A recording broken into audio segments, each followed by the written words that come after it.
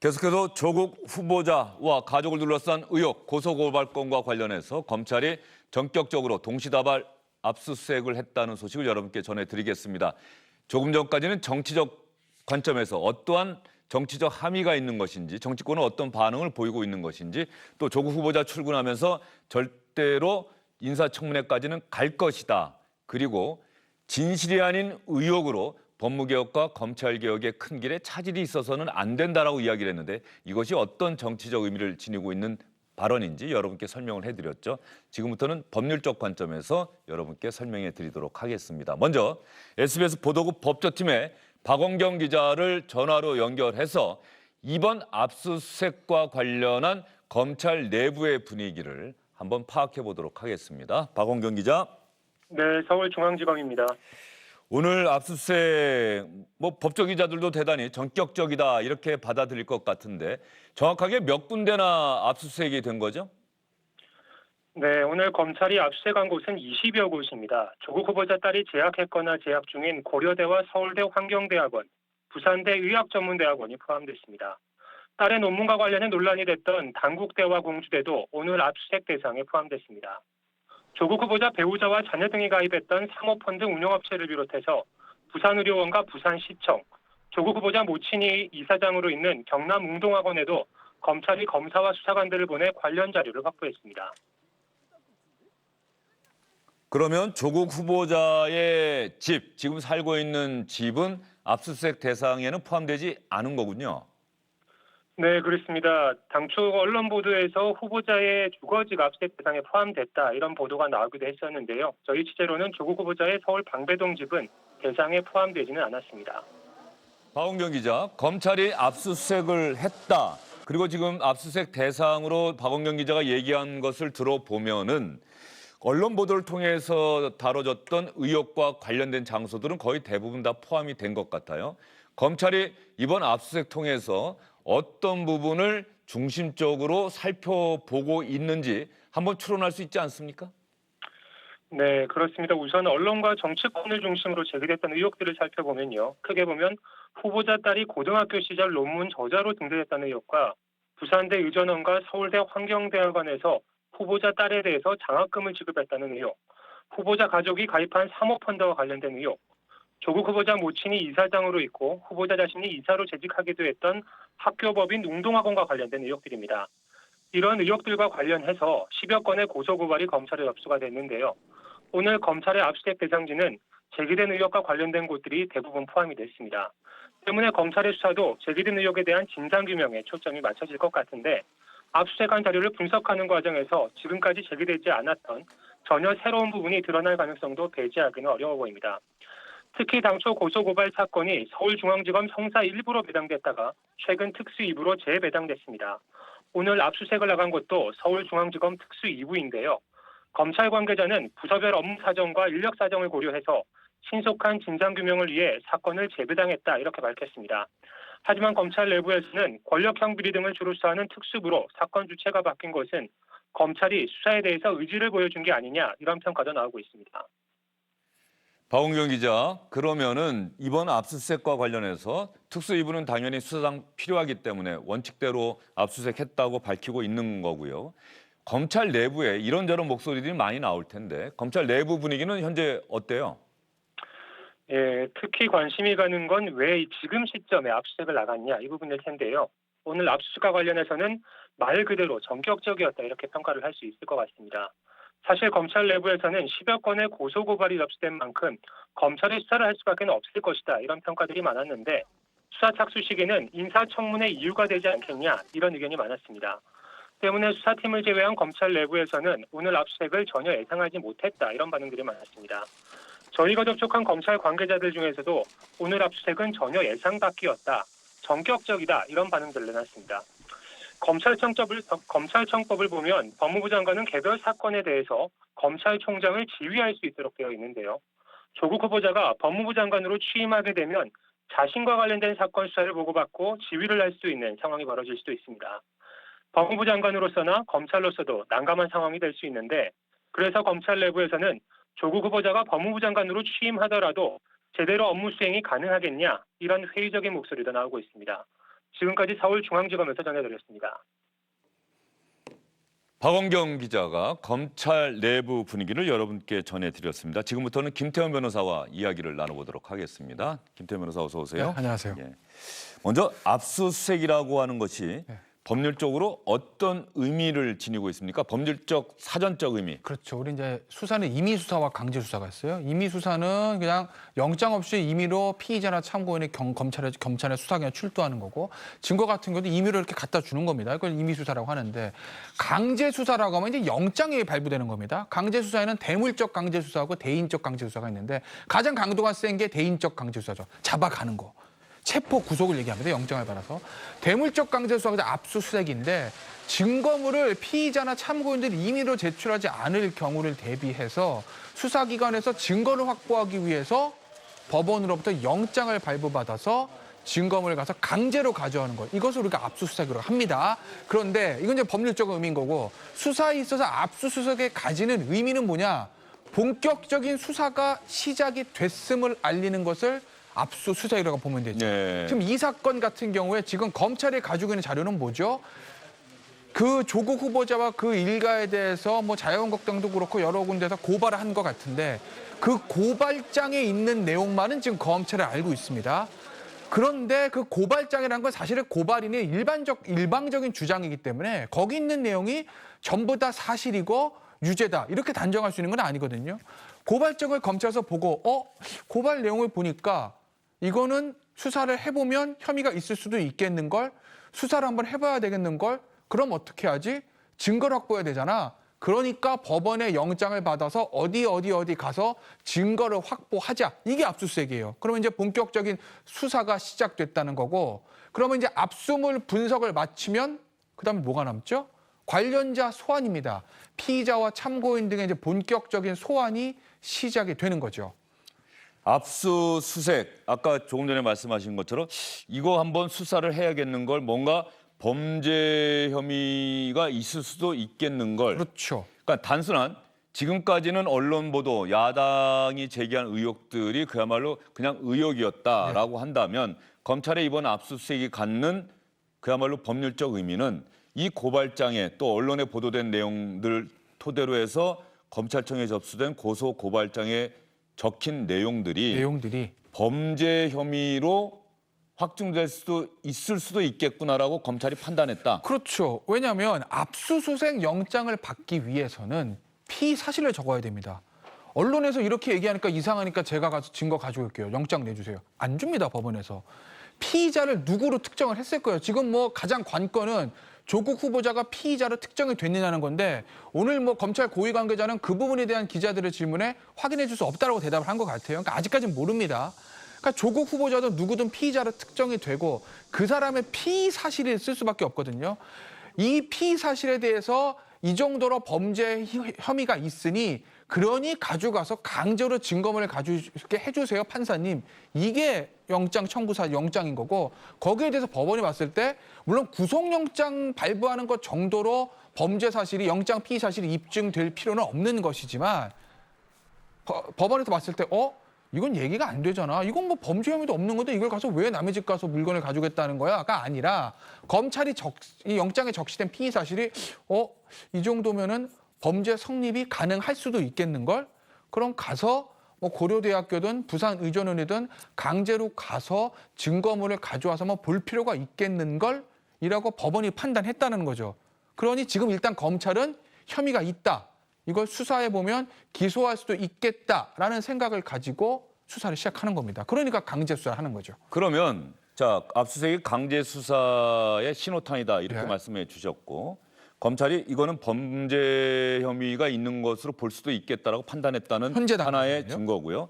그러면 압수수색하고 나면 꼭 관련자 소환 조사로 이어집니까? 아니, 압수수색하고 나서 증거 자료들 확보해서 파악한 다음에 별게 아닌 것 같은데 하고 수사를 그냥 안 할 수도 있습니까? 이론적으로는 예. 압수물 분석을 하고 아무것도 없어 보니까 이건 뭐 보나 마나잖아. 야, 무혐의 할 수도 있습니다. 이론적으로는. 그건 이론인 거죠. 근데 다만 서울중앙지검에 특수 3부가 투입됐습니다. 특수 2부요? 특수 2부요. 예. 오늘 보니까 검사와 수사관 100명 정도가 투입된 거로 언론 보도가 나오는데 대대적인 전격적인 압수수색 동시다발적으로 4군데 5군데 이상 뭐 알려진 거는 검찰이 발표한 건 4-5군데지만 오늘 검찰 고위관계자 얘기 들어보면 정확한 장소까지는 다 확인해주지 않습니다. 그러면은 더 어떤 압수수색 장소 더 있을 수 있다는 거예요. 이렇게 본격적인 압수수색을 해서 증거물 분석을 마쳤는데 여기서 검찰 입장에서 관련자 소환도 안 하기는 굉장히 부담일 겁니다. 그럼 오히려 왜 했어? 왜 인사청문회 직전에 이 압수수색 해가지고 이 난리를 만들어? 라는 비판에 직면할 수 있기 때문에 검찰은 압수수색 분석물을 끝내면 이제까지 관례대로 보면 반드시 어떤 형태로든지 관련자, 즉 참고인 소환, 피의자 소환까지는 할 겁니다. 즉 포털에 세울 거예요. 여기까지는 이미 저 스케줄에 나와 있다고 볼 수 있습니다. 다만 피의자 소환 조사 이후에 피의자 중에 몇 명을 대해서 신병 처리를 어떻게 할 것인지 그리고 반드시 기소할 것인지까지는 아직까지 우리가 단정적으로 말씀드릴 수는 없습니다만 흐름으로 봤을 때 관련자 소환까지는 불가피하다라고 볼 수 있는 거죠. 그러면 여기서 저희가 시청자 여러분께 꼭 보여드리고 싶은 장면이 하나 있습니다. 윤석열 검찰총장, 지금 여당과 청와대에서는 이번 압수수색과 관련해서 사전에 미리 충분한 시차를 두고 통보를 받지 않았다는 분위기가 읽혀지고 있고 당혹스럽다. 역시 윤석열이다. 이런 이야기들이 나오고 있습니다. 윤석열 검찰총장이 취임사에서 이번에 조국 후보자와 관련해서 검찰이 압수수색하게 된 계기는 언론이 보도한 의혹 때문에 압수수색한 게 아니다라고 김태현 변호사가 말씀드리지 않았습니까? 바로 고소고발장이 검찰청에 접수가 된 겁니다. 법률적 요건을 갖춘 고소고발에 대해서 수사를 시작한 건데 이 고소고발과 관련해서 윤석열 검찰총장이 취임사 때 한 이야기가 있습니다. 법 절차에 따른 수사라 하여 국민의 자유와 권리가 무제한적으로 희생되어야 하는 것은 아닙니다. 헌법에 따른 비례와 균형을 찾아야 합니다. 특히 문명 발전의 원동력인 개인의 사적 영역은 최대한 보호되어야 함을 절대 잊어서는 안 될 것입니다.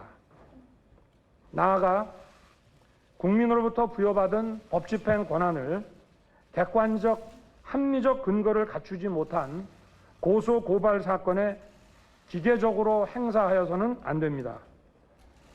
형사사법제도를 악용하는 시도에 선량한 국민이 위축되는 일은 없어야 합니다.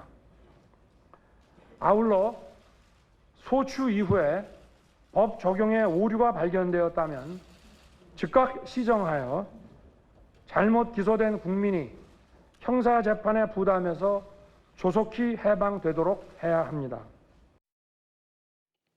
윤석열 총장의 이야기 가운데 네. 제가 주목하는 부분은 바로 고소고발과 관련한 부분입니다. 객관적, 합리적 근거를 갖추지 못한 고소고발, 무조건 수사하지 않겠다. 과거에는 기계적으로 그렇죠. 균형을 맞춰서 수사를 했는데 네. 그게 개인의 사적 영역, 인권을 침해하는 것이다라고 얘기를 했는데 네. 이번에는 예. 수사를 시작한 거예요. 예. 그 객관적, 합리적 근거를 갖춘 고소고발이라고 윤석열 총장이 인정한 것이다. 이렇게 볼 수 있지 않느냐는 질문을 드리는데 그전에 지금 막 들어왔네요. 결국 민주당이 다음 달 2일과 3일 조국 후보자 인사청문회를 어제 여야 합의대로 수용하기로 결정했다는 소식이 막 들어왔습니다. 청와대와 여당 사이에 의사소통이 이루어진 것으로 보입니다. 여당이 다음 달 2일과 3일 조국 후보자 인사청문회 수용하기로 결정했다는 소식이 뉴스 속보로 들어왔습니다. 지금 제 질문에 대해서 어떻게 답변하세요? 저도 뭐 동의합니다. 그 얘기에. 왜냐하면 저 취임사를 보면 뭐 저게 이제 원론적이고 이 얘기일 수 원칙적인 얘기일 수도 있겠지만 구구절절 사실 옳은 소리거든요. 왜냐하면 우리가 이제 단순 형사 사건이 아니라 특히 정치성을 띤 정파성을 띤 형사 사건에서는 반대 진영에서 정말 이게 얘기거리가 안 되고 건이 안 되는데도 정치적 공세의 일환으로서 고소가 아닙니다. 피해자가 아니니까. 제3자 입장에서 고발을 하는 경우들을 심심치 않게 볼 수 있습니다. 그때마다 고발이 들어왔다는 이유로 다 수사를 해서 나중에 결국 무혐의 이렇게 처분하게 되는데 그러면 사실은 그동안 수사받는 사람들의 사실은 어떤 인격권이나 이런 것들은 심하게 침해되는 것이거든요. 그러니까 윤석열 총장의 취임사에서 했던 얘기는 자, 무조건 정치권에서 이제 고소고발 들어왔다고 해서 우리가 다 수사하진 않겠어. 봐서 건이 되는 것만 하지 뭐 이번엔 야당에서 들어온 거니까 한번 여당 쪽 수사해주고 그 다음에는 여당에서 들어온 거니까 야당 쪽 수사해주고 이렇게 기계적 중립 맞추지 않겠어. 이겁니다. 그리고 무조건적으로 압수수색 나가가지고 개인의 주거의 자유라든지 이런 것이 침해되는 거 더 이상 우리가 방관하지 않겠다. 이 얘기를 한 거예요. 예. 그럼에도 불구하고 오늘 법무부 장관 후보자가 인사청문회도 시작하기 전에 동시다발적으로 4군데 이상을 검사와 수사관 100명 정도를 투입해서 전격적으로 압수수색했다는 건 방금 전에 들으셨던 그 윤석열 총장의 취임사와 비교해 봤을 때 이번 사건은 단순히 그 고소고발 때문이 아니라 그 내용 자체가 어떤 정치적인 평양 이런 걸 떠나서 범죄 혐의가 있는 것 같다라고 검찰에서 봤다는 거고 여러 군데 압수수색을 해서 압수수색 대상자들의 주거의 안녕 같은 것이 침해되더라도 그거보다는 증거를 확보해야 될 필요성이 더 크다라고 검찰 수뇌부가 판단했다라는 것으로 읽을 수 있는 겁니다. 예, 알겠습니다. 오늘 압수수색과 관련한 법률적 의미를 김태현 변호사가 여러분께 자세하게 설명을 해드렸습니다. 그러면 이 조국 후보자 딸과 관련해서 그런데 검찰 수사를 보면 말이죠. 지금 뭐 자유한국당이 고소고발한 거 보면은 뭐 직권남용 권리행사 방해 이런 것도 있고 뇌물죄 이런 게 있는데 뇌물은 아마 장학금과 관련된 부분인 것 같고요. 업무방해 이런 혐의는 아마도 뭐 논문 이런 거 갖고 대학에 부정 입학한 것 아니냐는 그 의혹과 관련돼 있는 건데 또 사모펀드 여기 뭐 배임이나 횡령 같은 것도 당연히 들어가 있겠죠. 법률적으로는 여러 가지 그 분석들이 나오는데 다 무혐의가 날 수 있고 다 사실 무근으로 밝혀질 수도 있고 그럼에도 불구하고 만에 하나 법적으로 문제가 된다고 한다면 어떤 부분이 가장 문제가 될 수도 있어 보인다고 김태현 변호사는 보세요? 그러니까 법적인 측면에만 봐서 아직까지 다 회색지대긴 하지만 만약에 전부 다 고발 내용이 사실로 드러나서 유죄 기소를 한다고 하면 죄가 가장 커질 수 있는 건 어떤 의미에서 사모펀드일 거예요. 사모펀드. 그럼 뭐 예를 들어서 뭐 시세 조종이나 이런 부분들이 연결될 가능성입니다. 아직까지는 가능성이기 때문에 그렇기 때문에 문제가 되면 법적으로는 그게 굉장히 커질 수 있을 거고 다만 정치적으로 그러니까 법무부 장관 후보자의 법무부 장관 임명이라든지 그 이후에 업무 수행에 있어서 정치적으로 가장 부담되는 건 역시 공무집행, 업무방해, 위계예언 업무방해, 즉 논문과 대입에 관한 부분 그런 부분이 되겠죠. 예. 그러면 이 조국 후보자의 딸이 장학금을 받았다는 이 부산대 의전원 같은 경우는 이미 해명을 했어요. 본인들이 절차적으로는 이미 2013년에 관련 규정을 고쳤고 이 조국 후보자 때문에 관련 규정을 직전에 바꾼 것은 아니다. 물론 그럼에도 불구하고 어려운 환경에서 아르바이트를 하면서 학교를 다니는 학생들의 학업 동료를 위해서 장학금을 줬다는 원래의 취지에는 맞지 않는다라는 걸 스스로 또 실토를 한 셈이 됐고요. 이 서울대 환경대학원을 다니면서 2학기 연속 401만 원씩 802만 원의 장학금을 받았다는 이 부분과 관련해서는 아직도 의혹이 제기되고도 상당한 시일이 흘렀는데 아직도 추천했다는 사람도 줬다는 사람도 나타나지 않아서 유령 장학금이냐 이런 얘기들이 나오고 있는데 관련한 어제 SBS 저녁 8시 뉴스 리포트 보겠습니다. 지난 2014년 조국 법무부 장관 후보자의 딸 조모 씨가 서울대 환경대학원에 입학했습니다. 그리고 1년 동안 고작 3학점만 수강했습니다.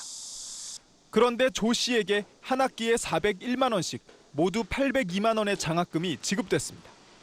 성적 우수자도 아니고 가정 형편이 어렵지도 않았는데 어떻게 장학금을 받았을까? 장학재단 측에 따르면 일단 대학이 추천한 학생에게 지급됩니다. 하지만 진상조사에 나선 서울대 환경대학원은 누구도 추천한 적이 없다고 밝혔습니다. 조 씨의 전공 담당 교수들과 당시 학과장 모두 장학금 수혜 대상자로 조 씨를 추천한 적이 없는데도 장학금이 지급됐다는 겁니다. 그렇다면 5천만 원 넘게 장학재단에 기부한 사람이 조 씨의 장학생 선발에 참여했을 가능성이 남습니다. 담당자도 없고 직원도 없고 해서 잘 모르는 기록이라는 건 남아있잖아요. 기록이 이제 5년 정도 지나가지고 보존기간이 좀 찾아봤는데 없더라고요. 그런데 저는 좀 이해가 잘 안 돼요. 장학금이라고 하는 게 분명히 준 사람이 있고 또 누군가 추천한 사람이 있는데 그렇죠. 적어도 대한민국에서 제일 좋다는 평가를 오랫동안 받아왔던 서울대학교에서 장학금을 학생에게 줬는데 저것을 누가 줬는지 누가 추천한지 아직도 모르겠다. 전 이해가 잘 안 됩니다. 뭐 주앵커가 이해 안 되나 저라고 되겠습니까? 예. 저도 잘 안 되죠. 예. 그러니까 부산대 장학금은 그 장학금이 뭐 추천 사유가 없이 그냥 단수로 이 조학생을 찍어서 왔네, 6번 연속 줬네, 뭐 어쩌고 저쩌고 해도 어쨌든 그 소천 장학회 그 교수가 찍어서 이 사람을 이 조학생한테 주십시오라고 이제 그 의전원에 얘기했다는 게 나와 있지 않습니까? 예. 근데 이 환경대학원 장학금은 왜 줬는지를 고사하고 누가 최초는 주는지 알 수가 없는 거예요. 서울대 총동창회에서도 모른다. 환경대학원도 모른다. 조국 후보자 측도 모른다. 이건 도대체 뭐죠? 뭐 셀프 장학금도 아니고? 아니 그렇다고 사실 그 학생이 뭐 조학생이 자기가 그냥 자기 셀프 추천을 이렇게 할 수는 없을 거 아니에요. 어쨌든 학생인데. 그러니까 저 문제는 단순히 저게 뭐 죄가 되고 안 되고를 떠나서 정말 장학금이 줄줄이 새고 있다라는 거는 정말 어려운 환경에서 열심히 공부하는 학생들에게 너무나 큰 좌절감을 주는 것 아니겠습니까?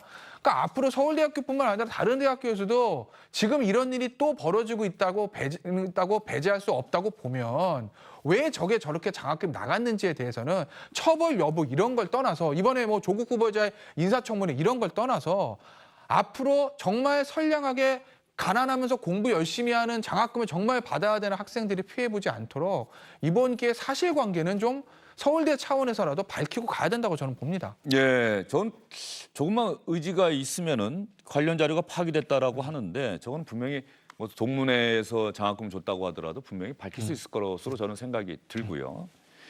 조국 후보자 관련해서 지금 고려대, 서울대에서 내일도 촛불 집회를 한다고 하는데 시점이 참 공교로운 게 오늘 새벽에 고려대학교 온라인 커뮤니티 고파스 디도스 공격을 받았다는 기사가 떴어요. 그렇죠. 예. 글쎄 뭐 이게 까마귀 날자 배 떨어지는 건지 아마 여기도 뭐 여러 가지 사실은 뭐 정치적인 세력들이 엮여 있는 건지는 저희가 단정해서 말씀드릴 수는 없지만 어쨌든 고파스도 서울대학교의 그 사이트인 스누라이프와 더불어서 지금 어떻게 보면 조국 후보자에 대해서 가장 안 좋은 여론들이 돌아다니는 사이트 중에 하나 아니겠습니까? 예.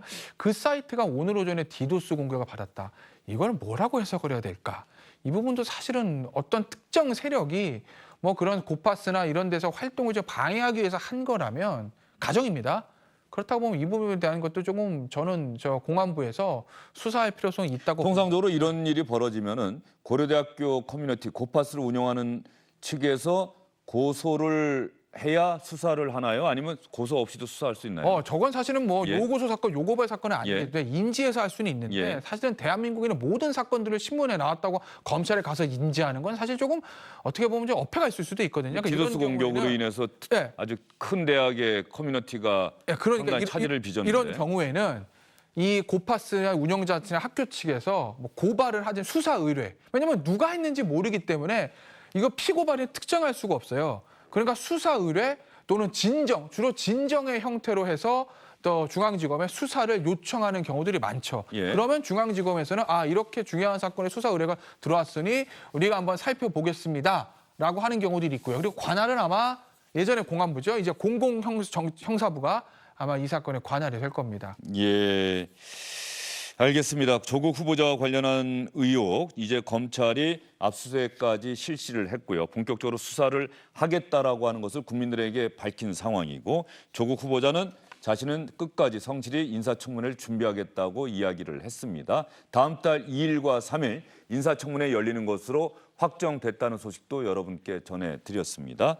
김태현 변호사가 지금 상당 기간 조국 후보자와 관련한 이야기를 이 시간에 나와서 계속 하고 있는데 젊은이들의 목소리, 지금도 조국 후보자를 지지하는 분들도 상당히 많아요. 또 조국 후보자에 반대하는 서울대 총학생회 같은 경우는 아예 공개적으로 사퇴하십시오. 후한무치 아닙니까? 라는 공격적인 언사까지 하면서 사퇴를 요구했는데 김태현 변호사는 이렇게 오랜 기간 조국 후보자와 관련한 이야기를 하면서 어떤 목소리들 또 어떤 일들이 지금 현재 가장 가슴에 남아 있습니다. 저는 역시 뭐 서울대생 고대생들 그 젊은 층 2030 세대 특히 20대죠.